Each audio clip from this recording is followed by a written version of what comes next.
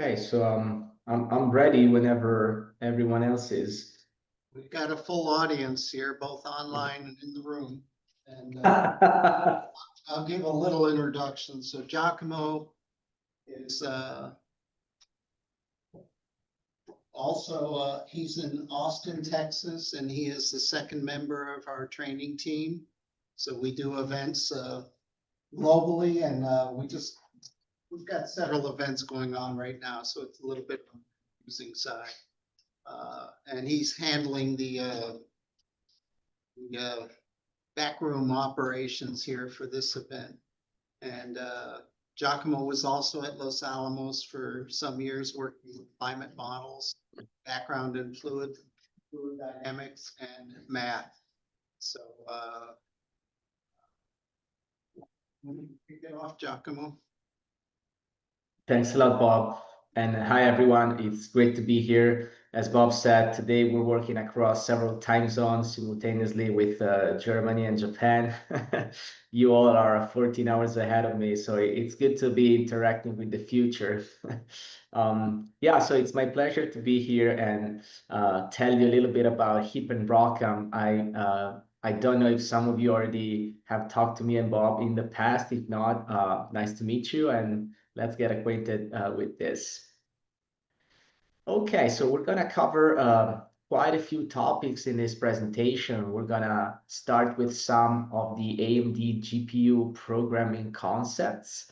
We'll move on to the most popular, arguably, HIP API calls and some GPU kernel code. We'll discuss error checking and device management, as well as some asynchronous computing that you can do with HIP. We'll talk a little bit about shared memory, thread synchronization, as well as ROCm libraries. Okay, so let's begin with the first topic. I don't know if some of you are already familiar with CUDA. If you are, what I'm about to describe to you is going to sound very familiar. So with HIP, which is AMD's low-level language that you will use to program your GPUs, whenever you want to execute a kernel, so you want to do some computation on the GPU, you're going to have to define a thread grid first. And the thread grid is this organizational construct that it's used to deploy the threads or work items that will go ahead and perform your work for you. So this grid can be 1, 2, or 3-dimensional. And as I said, is used to map your problem. Along each dimension, the grid is partitioned into equal-sized blocks of threads. And each block is made up of multiple threads. So in case you're already familiar with NVIDIA terminology, what they call a thread grid, we also call a thread grid. The thread block from NVIDIA is often referred to as a work group for AMD. Some important difference to keep in mind is that what NVIDIA calls a warp, which is basically a chunk of 32 threads, corresponds to what we call a wavefront for AMD Instinct GPUs that's composed of 64 threads. So if we want to visualize this idea, considering for simplicity a 1D grid, we can, for instance, query information from that grid. And the reason why we do it is because we want our threads to do the work for us. And in particular, we're going to be using those threads to access the entries of the arrays that we want to operate on. And therefore, we want to be able to basically be aware of what thread we're using, what ID that thread has, and so on. And we can do that by using these items here that are highlighted in orange. For instance, we can find out the ID of the work group in the grid. If we're doing only 1D, you see we're going to have this suffix at the end, which is the .x, since we're just doing 1D. So block ID will be the ID of the work group in the grid. If you consider just one single block, the local ID of a thread in that block will be queried with this thread ID and then .x, since we're doing 1D. You can find the number of threads in the block by using the block dim.x, and then also the number of blocks in the grid. So that would be grid dim. So as I said, it's important to extract basically the information about the ID of your thread in the global numbering of the grid, for instance. So here, this int ID that we are computing is basically the global index of a thread. In particular, we're interested in the fourth thread from the second block, and notice that we're starting from 0.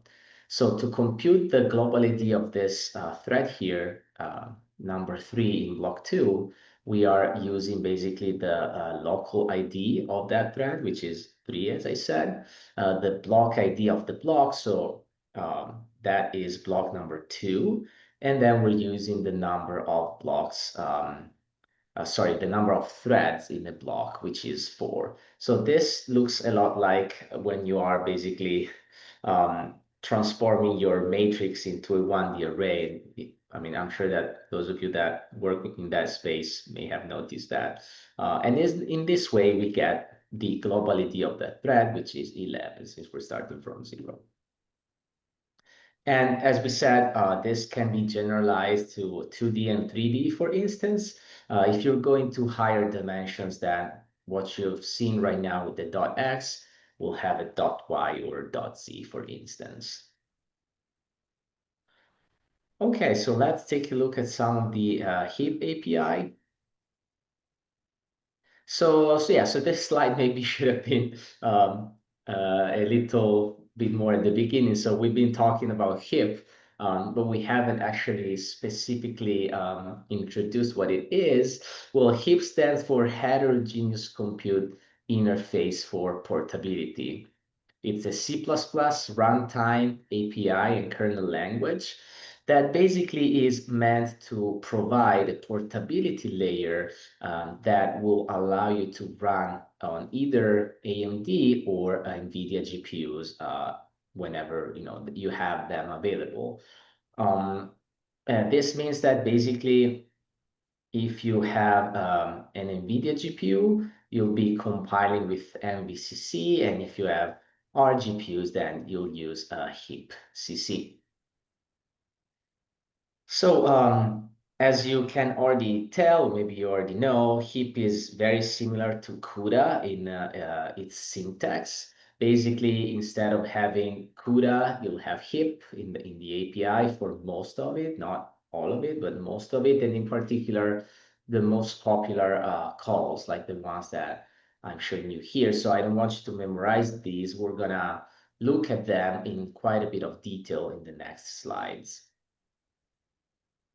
Okay, so the first thing we're going to focus on is a little example of how to basically define and execute. Just a second, we have a telephone call.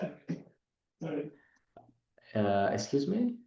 There's a telephone ringing in the room and nobody has a clue what else. Oh, no worries, no worries. I'm glad it's not mine.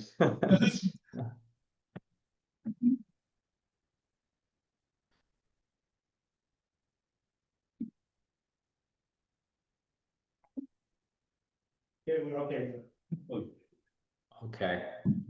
Okay, thank you. Yeah, so this is an example of basically how to define and run a simple kernel using heap, and we'll be considering a discrete GPU where basically the memory space of the device and the host are separate, not like in the MI300A, for instance, but like, for instance, the 200 series or 300X. So here we begin with, including the header for the heap runtime, yes.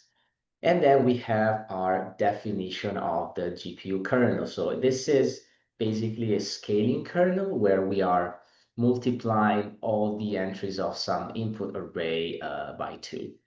Notice that, as we've seen before, we are querying the global ID of the thread. And that is because since the threads are the ones that are doing the work for us, in fact, sometimes we call them work items, we want to basically access the array A with the global indices of the threads.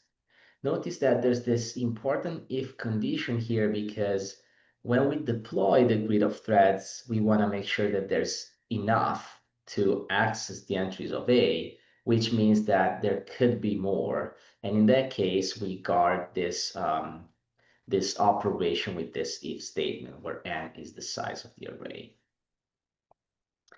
Then we have our main program, where basically we just define our dimensions and we allocate some memory on the host using the system allocator malloc, and then initialize with some random values. So now we're assuming a discrete GPU, therefore we are also using a pointer on the device, and then we're allocating memory on the device with the heap API using heap malloc. And then we are copying basically from the host array to the device array using the memcopy.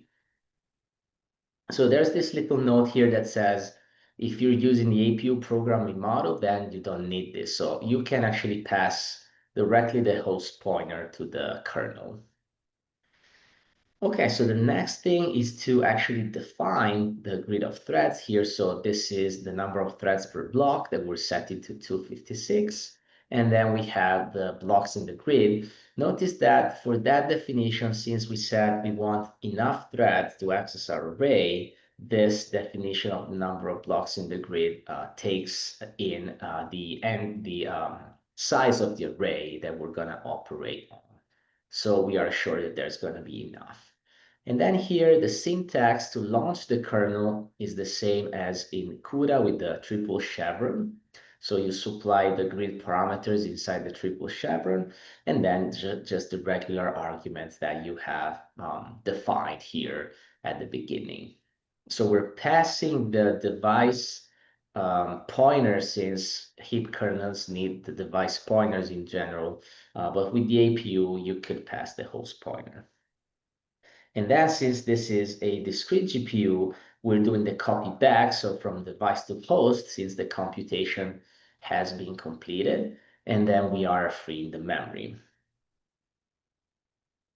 So taking a closer look at the syntax of our kernel, well, we have pretty much said everything about it. One thing to kind of keep in mind is that kernels have a void return value, so they don't return anything. And in this case, we are declaring that as global, and I'll tell you a bit more about what other declarations or function decorators you could have for device functions.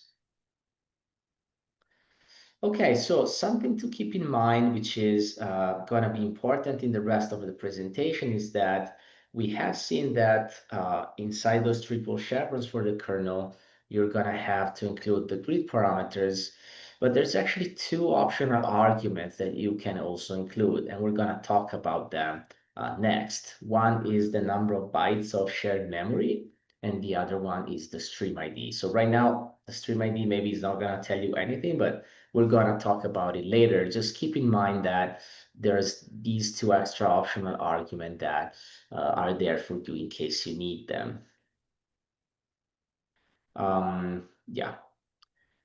So over here, there's this little cartoon that's meant to give you more details about what's happening in the compute unit of your GPU.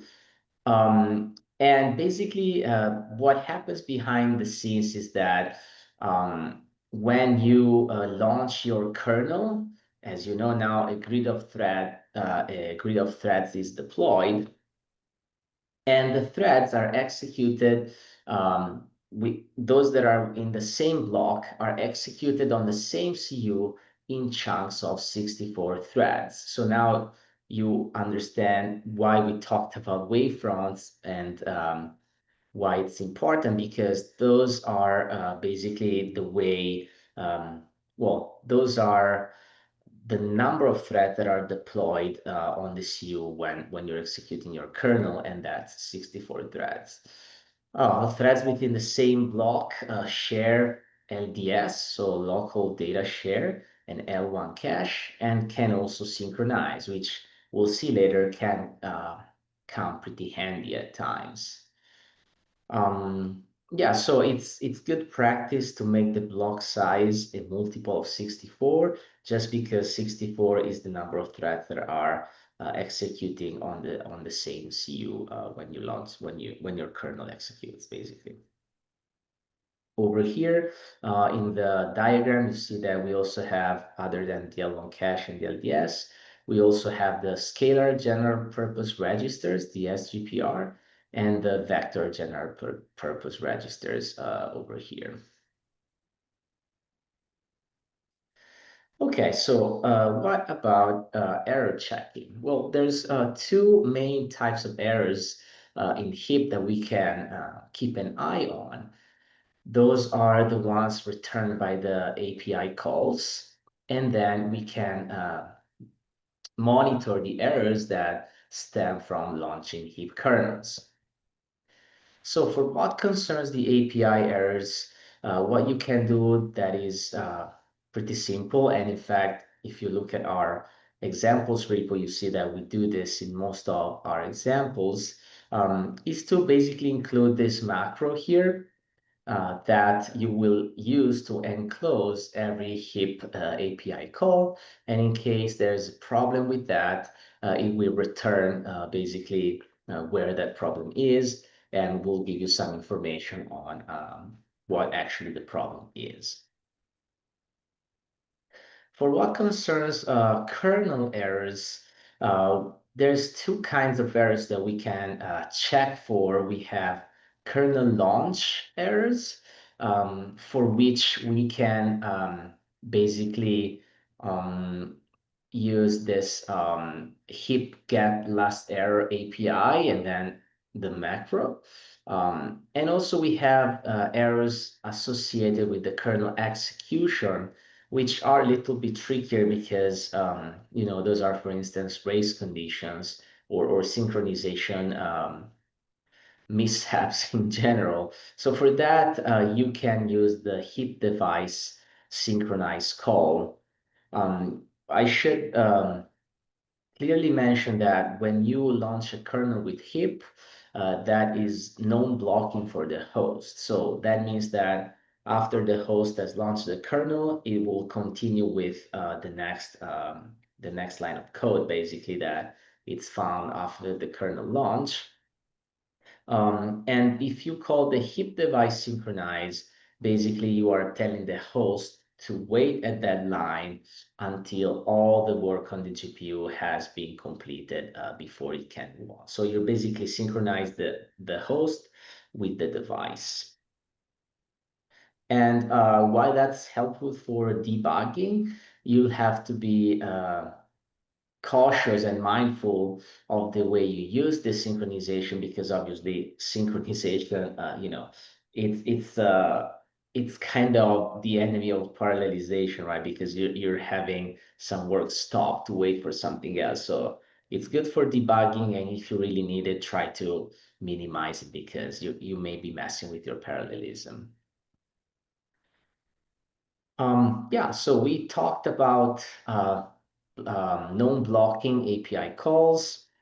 Well, we talked about the concept of non-blocking, and we actually have API calls that are blocking for the host, such as, in fact, the HIP device synchronize, but also the HIP mem copy. And in fact, if you are porting your code, for instance, from a discrete GPU to an MI300A, you have to be a little careful and remember that, if you have a kernel that's executing where before you have a copy from host to device, and then you have a copy back from device to host, you can remove them in the MI300A, but you have to remember that the mem copy is actually a synchronization point. So if you get the mem copy out after the kernel launch, you're gonna have to swap that with a synchronization barrier. Otherwise, your code will behave differently.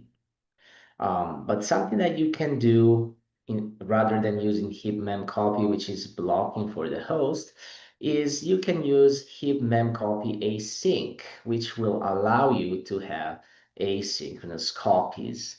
And in general, for a discrete GPU, you should use heap host malloc if you're going to be using heap mem copy async. In general, for the MI300A, all allocators behave somewhat in the same way because of the unified memory. Therefore, it makes less difference which one you use.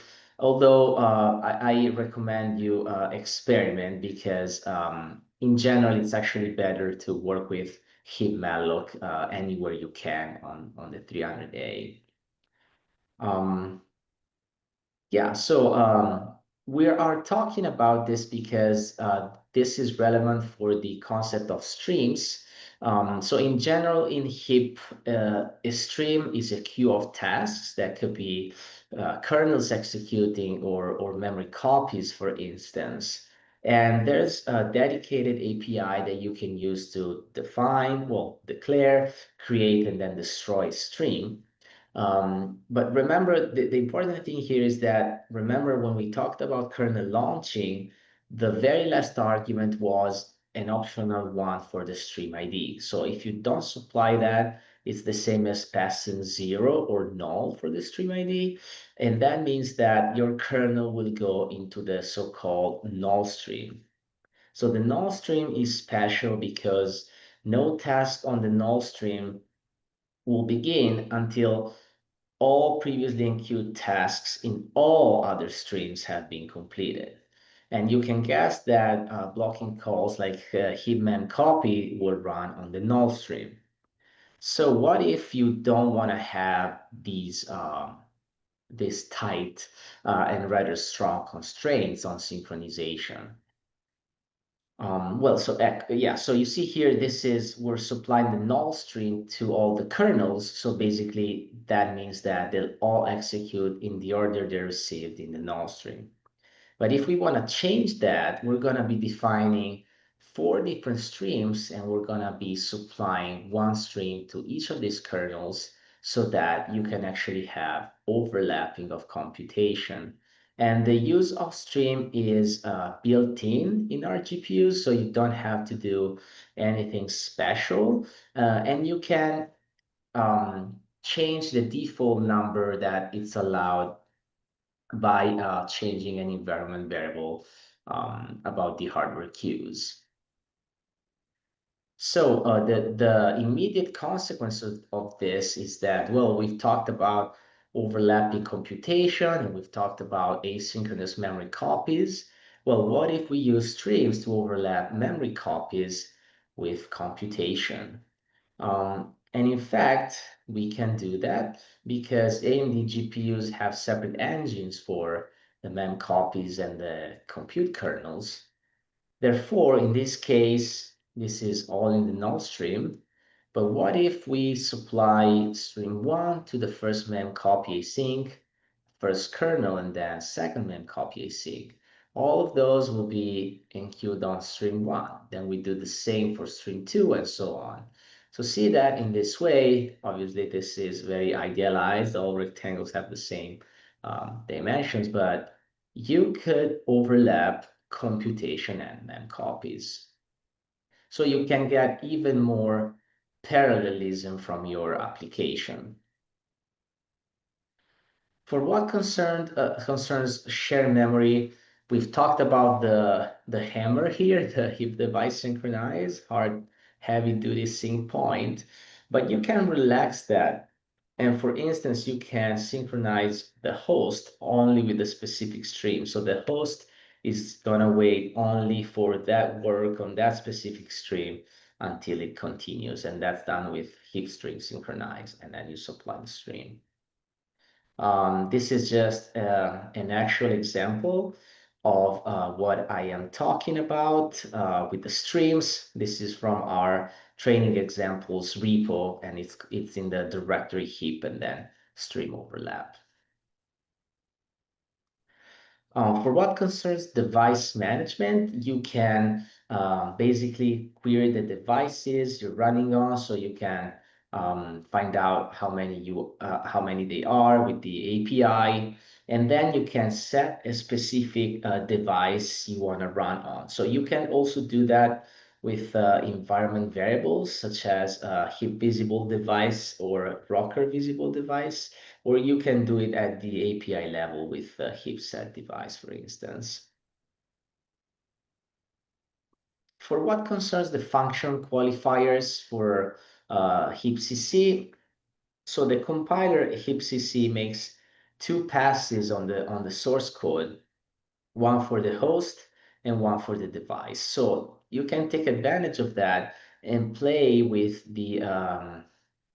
these decorators for your functions that you may be able to call from the device code, from the kernel code. So what you declare as global can be called from the host, and those are the entry points of the device code, such as the kernel that I showed you before. You can call device functions that are called, well, you can, define device functions that can be called from global or other device functions, but those are actually not compiled for the host, and so you can't call them from the host. You can only call them from within basically a kernel, let's say, or another device function. And then there's host device functions that can be called from global device and host functions. So for what concerns memory declarations in your device code, you can't do malloc and free, and anything you declare will be on the stack. And those are private for each thread. But you can do allocations with shared memory, and those will be shared by all the threads, visible by all the threads in the same block. So there's something to keep in mind always, since we're working with threads that are working concurrently, there's always the issue of synchronization. And in this case specifically, since we're working with memory that's visible by the same threads in the same block, we have to talk about how to synchronize them. And that's with this API call that's with this function that's called sync threads. So notice that there's a difference between heap device synchronize and sync thread. So heap device synchronize is a host function. You call it from the host level, whereas sync threads is called from within your device kernel code. And basically, it's forcing all the threads to wait at that synchronization point until they can move on to the next instruction.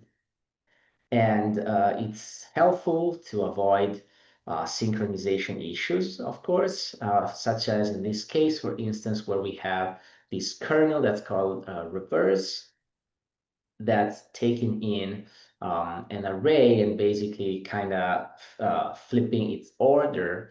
So we are using this temporary array that we're going to be storing the temporary array in, that's declared as shared, so it'll be in LDS. And so basically you see that each thread, it's saving its temporary entry in this SA array. Then we are waiting with the synchronization point, and then we are using that information to override the input array. And we are waiting here because we don't want one thread to race and try to access information that has not yet been modified by the associated thread that owns it. Okay, so last bit of this presentation is the ROCm libraries. As you can probably already guess, AMD has a pretty good one-to-one comparison in terms of names with the NVIDIA libraries, although lately there has been some more differences, especially in the AI space. But for what concerns the math libraries, there is a pretty good one-to-one correspondence in names, such as, for instance, for cuBLAS, we have both HIPBLAS and ROCBLAS. And this duality of the names does not exist with all of our libraries. Some just have the ROC version, some have the HIP version only, but in general, you can think of the one that starts with HIP as being the portability layer, basically, and then the one that starts with ROC being the one specific to AMD GPUs. So if you run on NVIDIA GPUs and AMD GPUs, then we suggest you use the HIP and then, for instance, BLAS library for portability. If only AMD, then you should prefer directly the one that starts with ROC, the ROC prefix. So this here is to kind of show you a visual of this one-to-one comparison that I was talking about. We talked about the first one. There's ROC FFT for cuFFT and also HIP FFT. There's HIP RAND and ROC RAND for cuRAND. However, as I said, for thrust, there's only ROC thrust, so there is no HIP thrust. So that's an example of one library for which there is only the ROC version. For the primitives, we have ROCprim that it can be seen as the counterpart of cub in our case. And then the full list you can find here at this link, basically. Okay, so once you are familiar with all this, you can also query the system, which is something that you might want to do to, something simple, just check the GPUs that you have. So ROCm info will give you a ton of information, assuming that you have installed ROCm. You can grab on MI, and it'll tell you the GPU that you're on. You can find the version of ROCm by basically running this version -dev. And also you can use ROCm SMI to see if you are able to see the GPU. So for instance, if you are on a login node that doesn't have GPUs, you may run ROCm SMI and that's not going to return anything. And ROCm SMI also tells you the utilization of the GPU. So if that's one way you can check that your code is actually running on the GPU. So you execute your code, and then you open another tab where you run ROCm SMI and you monitor the utilization. That's one way to confirm that you're running on GPU. Yeah, so I am sure that Bob's already introduced our examples repo. There's a dedicated directory just for HIP. So once you clone the repo and navigate into it, HIP has a lot of exercises and a big README that you can start from. So yeah, this is HIP and ROCm. Thank you.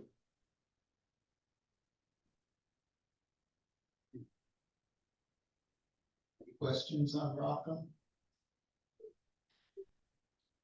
So how many of you have written CUDA code?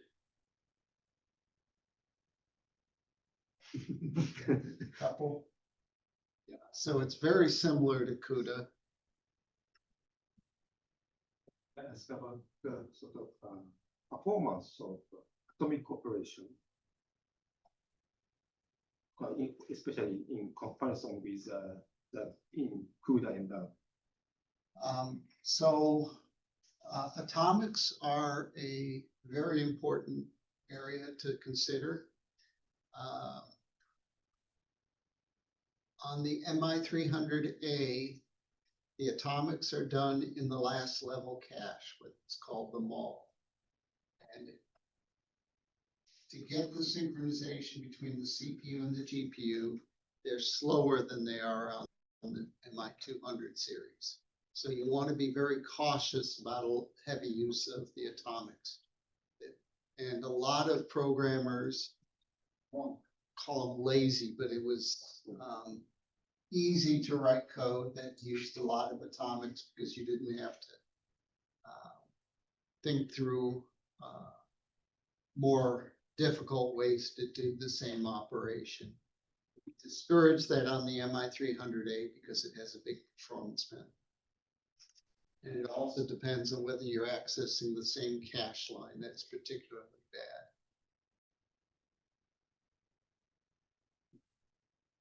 bad.